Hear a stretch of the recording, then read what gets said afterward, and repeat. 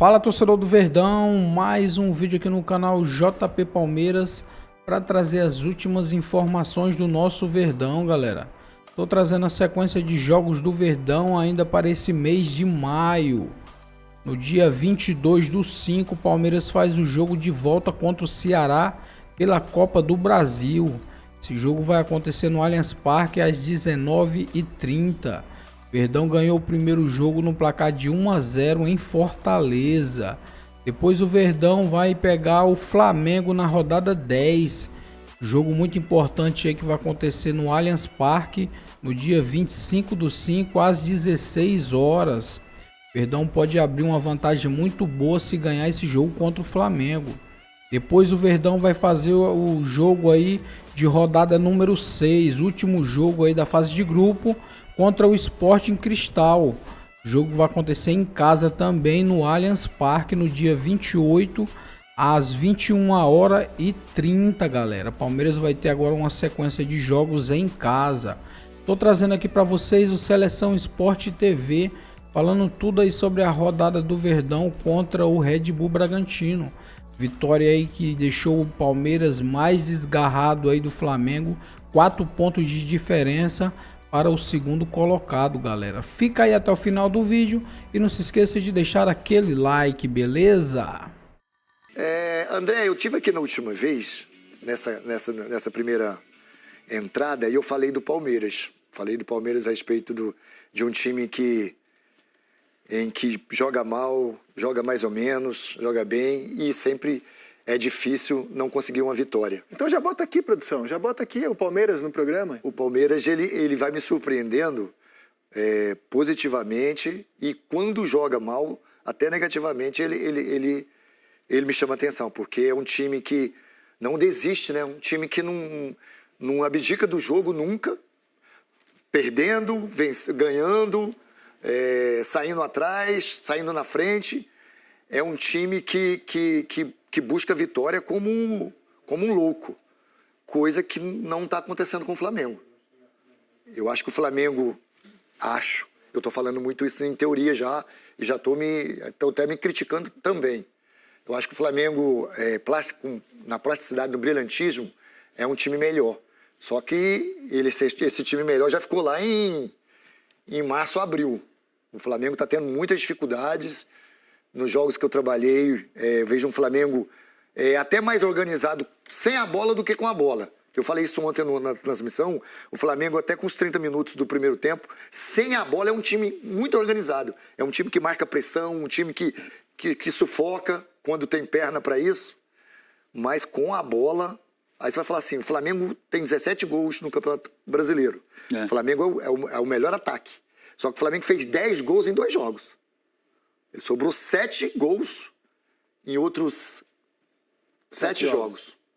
Então mostra a dificuldade que o Flamengo tem. Ele tem volume, ele joga dentro do campo adversário, mas ele, quando cria pouco e não mata. Então assim, é um time para o Felipe pensar sobre isso, porque está com dificuldade. Terminada a 9ª rodada do campeonato, o Palmeiras pela primeira vez é um time nessa edição de Brasileiro que abre uma vantagem que é mais de uma rodada para o segundo colocado, né? E ele pode chegar a 7 pontos para o Flamengo na próxima rodada. Ele foi o único time do G4 que venceu. Bateu o Bragantino, confronto direto. Aliás, é o único time, o Palmeiras, que ganhou todos os jogos fora de casa. Para mim, a diferença, o que explica a liderança do Palmeiras, entre outras razões, é essa. Ganhou todos os jogos fora de casa que fez. E o campeonato do Palmeiras é o seguinte, você vai ouvir esse clichê de que todo time vai oscilar no campeonato. É um fato. Mas só um time, até aqui em 9 rodadas, esteve sempre ou na liderança ou a uma rodada D, e é o Palmeiras.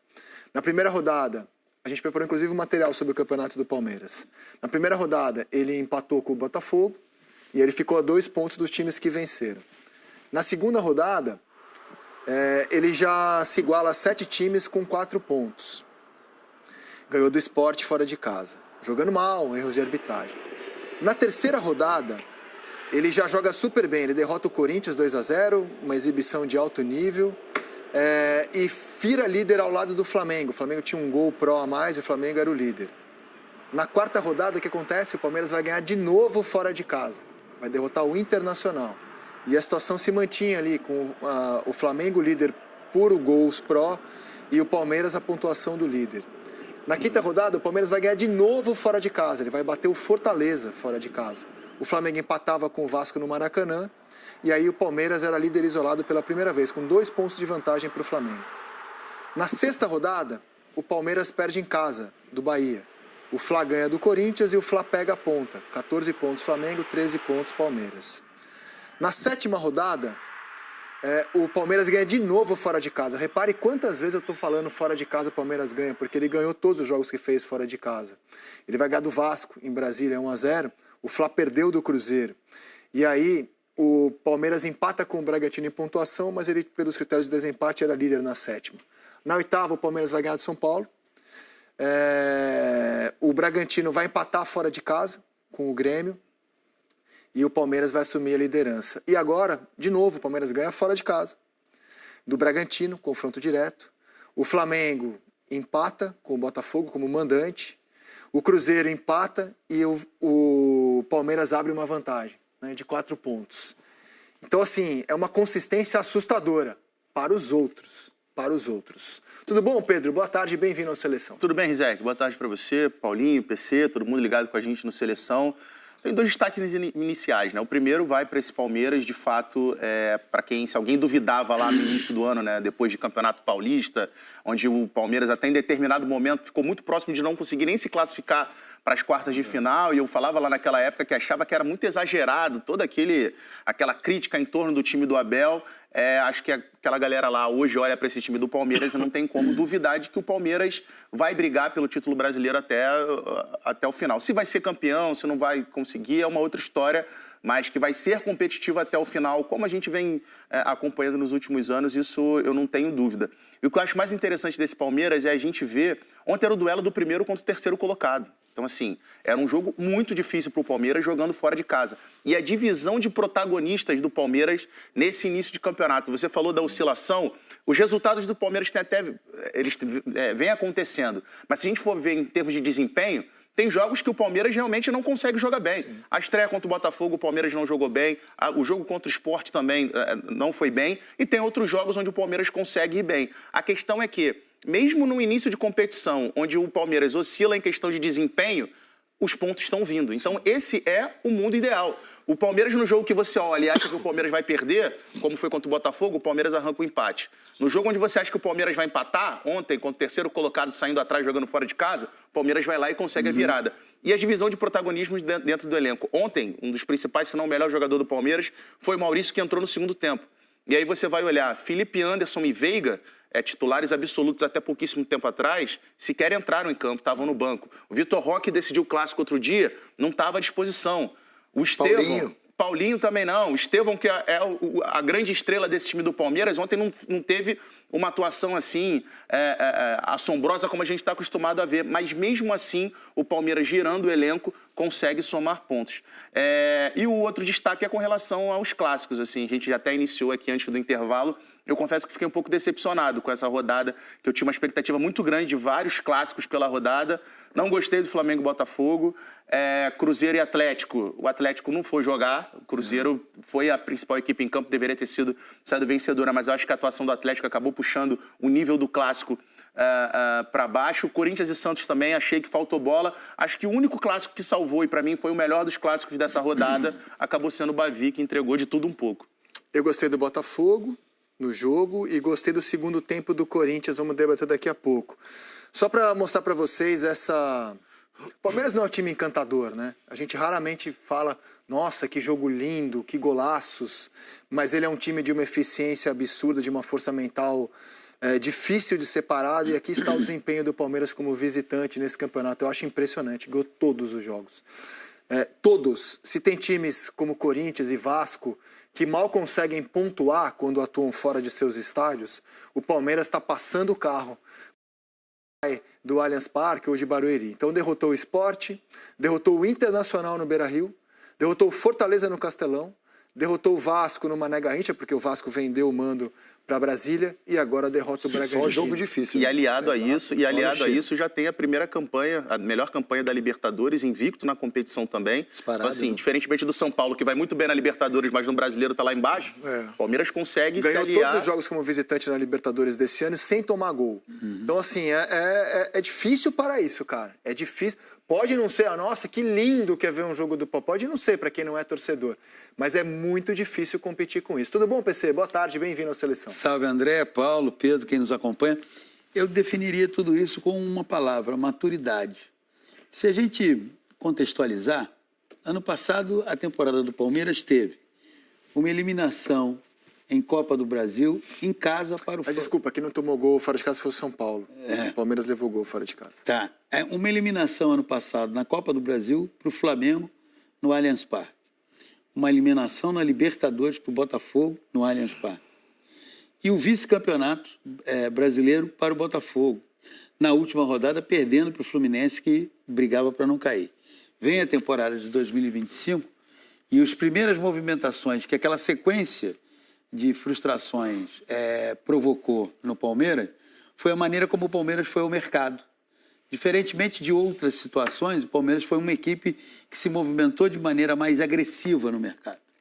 Não é? Teve Paulinho, Vitor Roque, para citar dois, entre outros. Facundo, entre outros que vieram, mas citando esses dois. Mas começa a temporada perdendo o Campeonato Paulista para o arquirrival. Aí, por que eu usei a palavra maturidade? É porque nada disso faz o Palmeiras descarrilhar. Nada disso coloca a etiqueta com a palavra aloprar, com o verbo aloprar, no Palmeiras.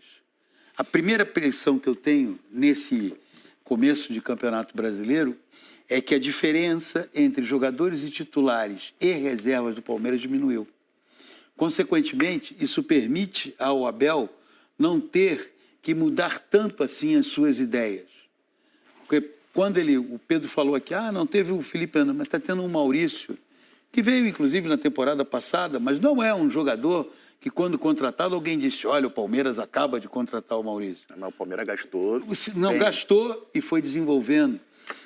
A maturidade de olhar para um Giai, que temporada passada foi um jogador muito de altos e baixos, mas leva... O que o Palmeiras leva em consideração? Que muitas vezes quem dá opinião não leva e às vezes quem está no clube também não leva. Você tirou o cara de um lugar onde ele conhecia todo mundo, sabia o caminho da padaria, o caminho do treino, leva para uma cidade como São Paulo, que é tão fascinante quanto intimidadora. São Paulo aqui, Paulo já morou em São Paulo, você é de São Paulo, eu morei em São Paulo, Pedro conhece São Paulo. São Paulo é uma cidade fascinante, mas ela te intimida, entende? Ela não é uma cidade assim.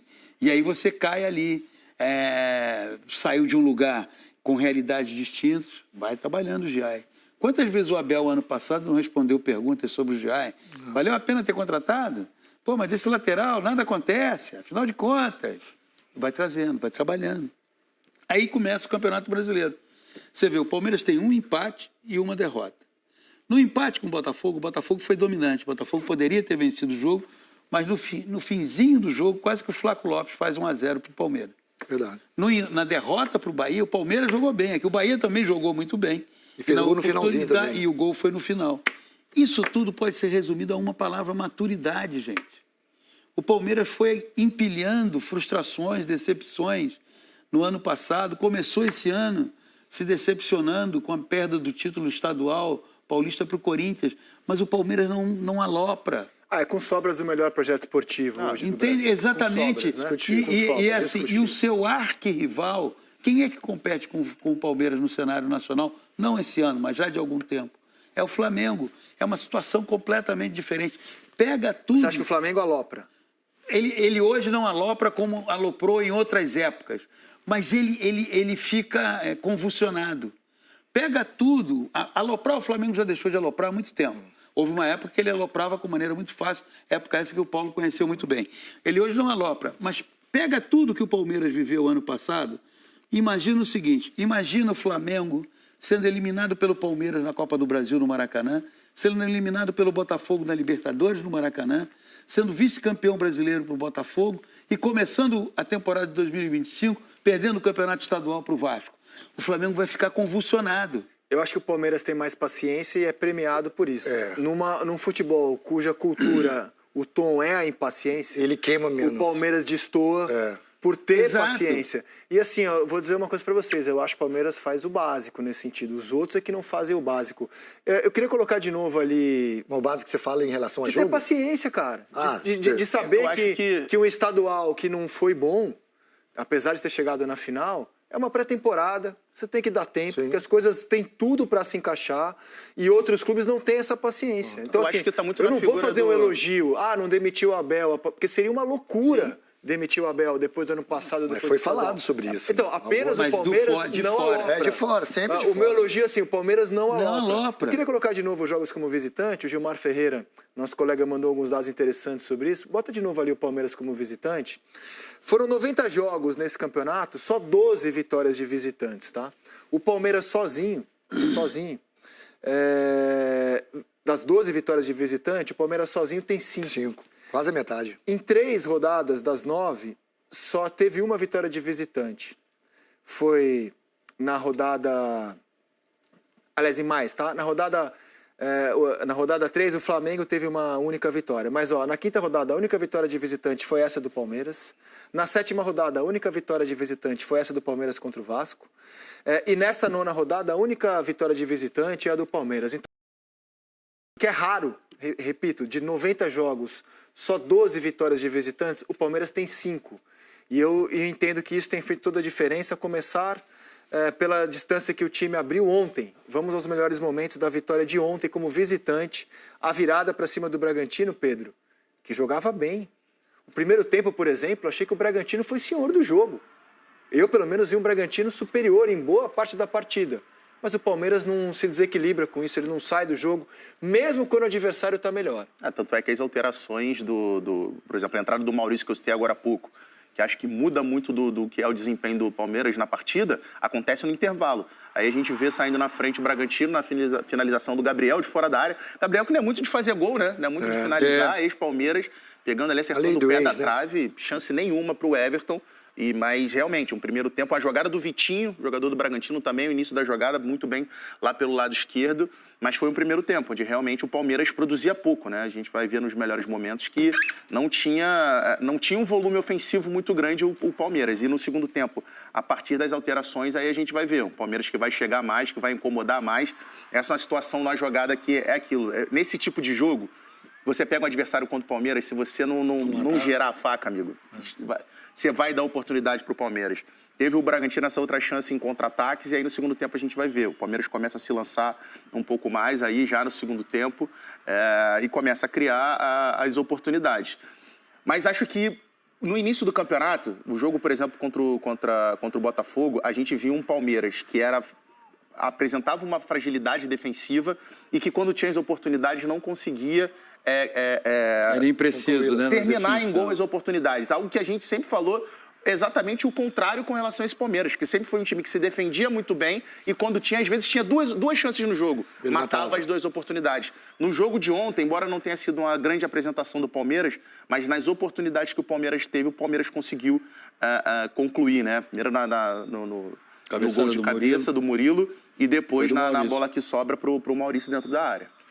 Impressiona a calma do time. Pois o Palmeiras parece sempre saber o que está fazendo. Eu ia te falar sobre isso. Você falou sobre a beleza do jogo, né? E isso é uma coisa muito subjetiva. Eu gosto muito dessa maneira que o Palmeiras joga.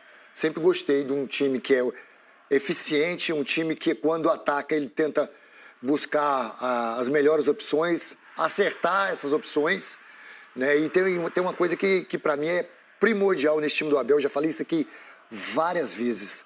A parte mental do jogador. Né? Fundamental. Como ele trabalha isso. Perfeito. E isso é importante demais. A gente esquece muito, a gente fala muito de parte técnica, de parte tática, mas é um time que não desiste, mesmo quando as coisas não estão encaminhadas no bom sentido. O Palmeiras, né, os jogadores não desistem. Aí também tem uma coisa que, para mim, para essa temporada é diferente. É diferente do Flamengo, que a gente sempre falou que o Flamengo sempre teve o melhor elenco. Hoje, a distância dos jogadores que estão no banco, né, teoricamente, do Palmeiras, para os que entram e saem, para mim, ela é quase nenhuma. Mas você acha que o Flamengo tem elenco superior ao do Palmeiras? Não, hoje, vou te dar um exemplo, eu trabalhei no jogo do Flamengo ontem.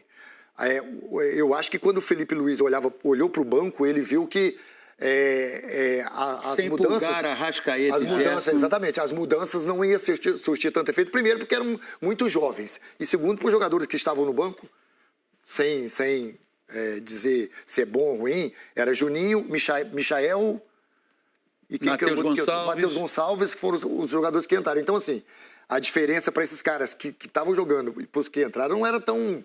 Não era próximo. O Palmeiras encurtou essa diferença. Pra mim, aí encurtou. Você percebe isso de modo prático. No início... Eu acho que o Flamengo tem melhores opções na defesa, numericamente falando. O Flamengo tem na direita Wesley, Varela, 3 zagueiros de seleção. Na esquerda ele tem 3 laterais esquerdos de seleções quando vinha voltar. Na defesa eu acho que o Flamengo está superior, como elenco. Muito pouco. Hã? Muito superior, você acha que...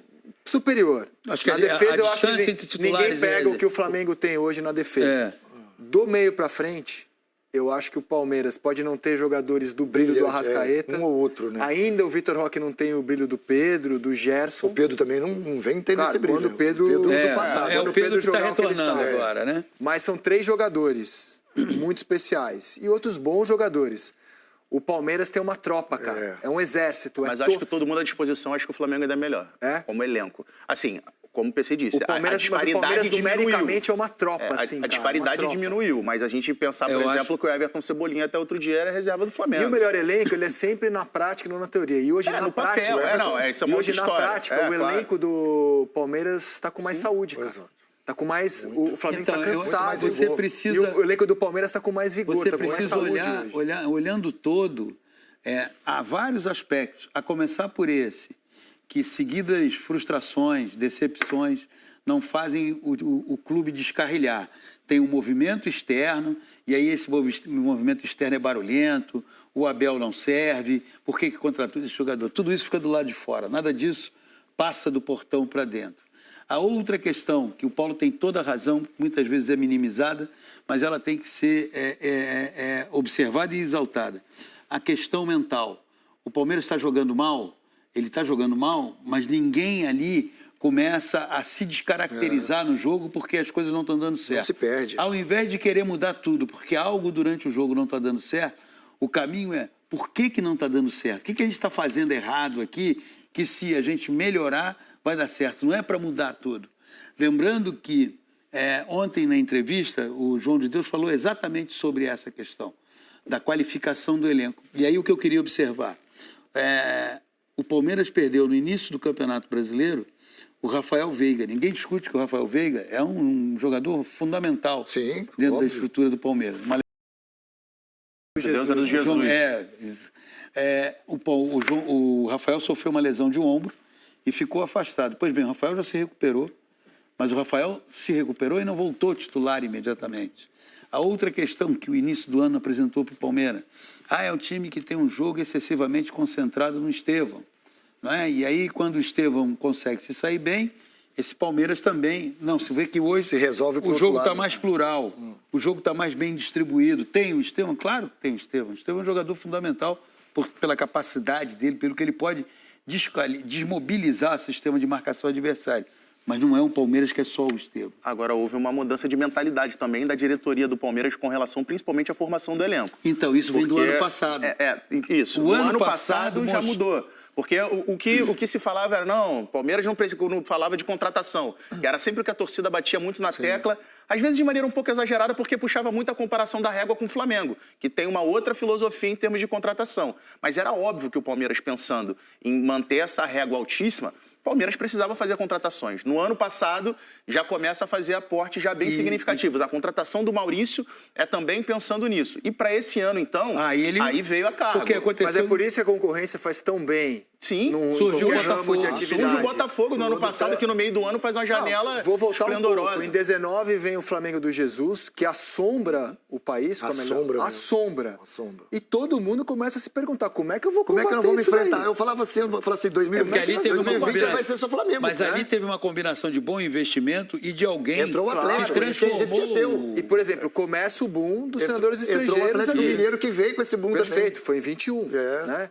Então, assim, inclusive a onda de estrangeiros, não tenho nenhuma dúvida, começa porque as pessoas observam o Flamengo do Jesus. O futebol brasileiro se divide em como AJ se combate e DJ. isso? Antes de Jesus. Tem o Galo de depois Jesus. 21, a chegada do Botafogo, o elenco do Botafogo no ano passado, o Palmeiras falou, cara, eu vou ter que ser mais agressivo. Eu vou ter que ser agressivo. Isso, né? Exato. A Leila mesmo disse É a isso. concorrência. Agora, você falou um negócio que achei fascinante, a discussão que você travou, né? Jogo bonito é muito subjetivo. A gente teve alguns debates aqui no Seleção que eu achei bem ricos sobre o duelo Barcelona e Inter de Milão. Quem é mais time? O senso comum vai fazer as pessoas, imagino, dizerem Barcelona. Pô, é lindo ver o Barcelona jogar. Lindo. E Lamine Yamal, é lindo. O time marcou, com os dois que marcou agora no Verde Real, 165 gols na temporada. É lindo. Quem é melhor time? Eu acho que a Inter de Milão, mesmo sem ser um jogo lindo, plasticamente falando, eu acho que a Inter, no confronto com o Barcelona, demonstrou ser um time superior. Porque ela sabia, né, do que ela podia fazer daquele jogo. Então, assim, quem é o melhor time? Eu acho que existem campeonatos para responder essa pergunta. Eu vou te responder. Porque senão é muito subjetivo. Eu vou te responder uma situação que eu passei isso em 1996. Quando a gente enfrentava, e eu brinco até hoje com o Djalminha, que é aquele time do Palmeiras, dos 100 e tantos gols, que era lindo, maravilhoso, de espetáculo que o Palmeiras tinha. Treinado pelo Vanderlei. E que o Grêmio, do meu time na época, sempre vencia essa equipe, sempre tirava o Palmeiras das competições. Porque, para a maioria, aquele Palmeiras era bem superior ao Grêmio, teoricamente. Só que o nosso time sabia das nossas limitações, da maneira de jogar, então a gente imprimia um jeito de jogar contra o Palmeiras da maneira que a gente sufocava. Como a Inter sufocou o Coisa, jogando nas costas dos zagueiros do Coisa. Então, assim, é lindo ver o Barcelona, é lindo ver o Flamengo, eu concordo com o Pedro.